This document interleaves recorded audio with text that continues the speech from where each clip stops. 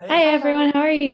Just good. to start, this is a full circle moment for me because my first big interview I ever did, and my first before I was even a full-time employee at the Mary Sue was with you, Luke, for Professor Marston and the Wonder Woman at New York Comic Con. So it's really cool to kind of be Wow. where I am now and be like, oh, it's Luke Evans. Wow, Um, great. I'm glad you're still happy and doing your job and we thank you get so to talk much. again. Thank you so much. But with this show in particular, Bambi is a really fascinating character because while it is very heavy on his skill set as a military man, it's also very grounded in who he is as a brother and a son and just a human in general. And so for you, where did you kind of find the balance between both sides of him that we get to see in the first couple of episodes? Yeah, I mean you've sort of touched on all the things that have made Bambi such a well-rounded, well-written character.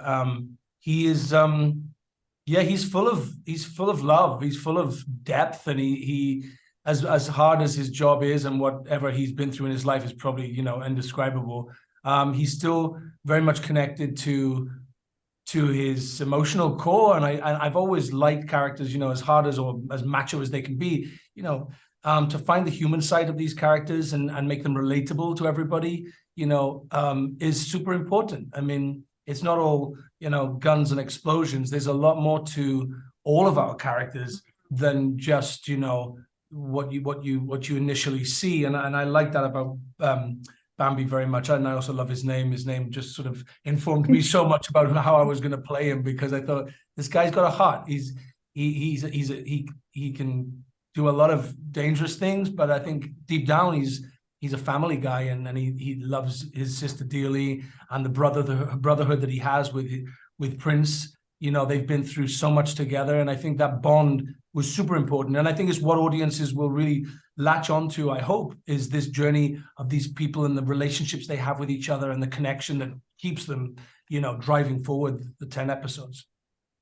Yeah, and for Michiel and Jessica, you kind of had a hard bargain in the beginning because you had to make that relationship so believable and so kind of, yeah, we're on their team because we start with their wedding. And I think if it didn't work, we would have audience would check out, but it did, and it was very real, and you understood their love for each other.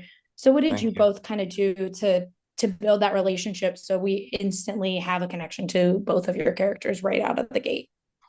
Yeah. It's very true what you're saying, and it's also like we had very little time to establish that in the show. Also, it's I think we had one dinner together and we did. yeah, and we rehearsed a little bit and just like got to talking. And what I love is that I'm glad that you feel that way, because we have these beautiful loving scenes in the wedding, but there is also some teethy scenes later on when they come back, which paints the portrait, I think, of a real relationship, right? Where there is like anger and teeth, and there's also love, and there's also attraction, and there's all of these things which we tried to cram in as much as possible in such a short amount of time to make them, as human as possible. I think it's an extremely human show, which is awesome.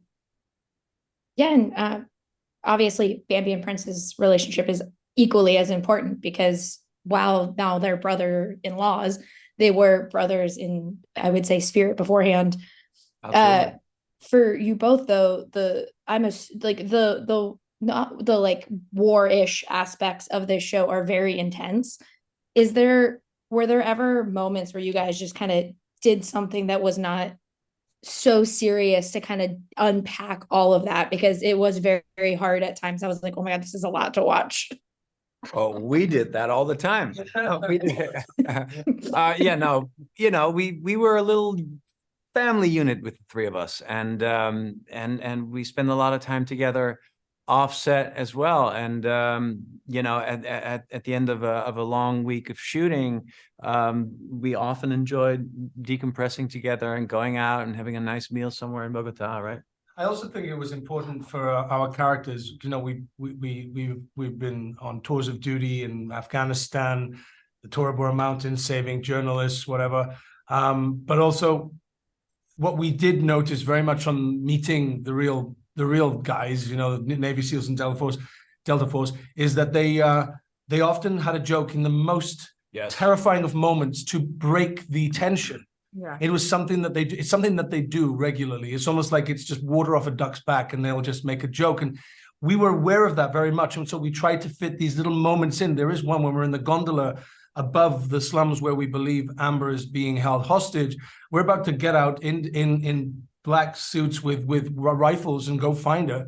And, I say this line where I'm just like, I guess we should cancel dinner because we had this dinner plan, and it really is the sort of thing that would come out of the mouths of these guys that we would hear chatting about, they were in the middle of, a big shootout in a town in Afghanistan, and they'd have a giggle. They'd break the ice, and it's how they process these terrible things, So Gallows humor, absolutely. Yeah. Well, thank you guys so much for talking with me today. I can't wait for our audiences to get to see Echo 3. And before I leave, Michiel, this is big for me because Harrison Ford's my favorite human on this planet.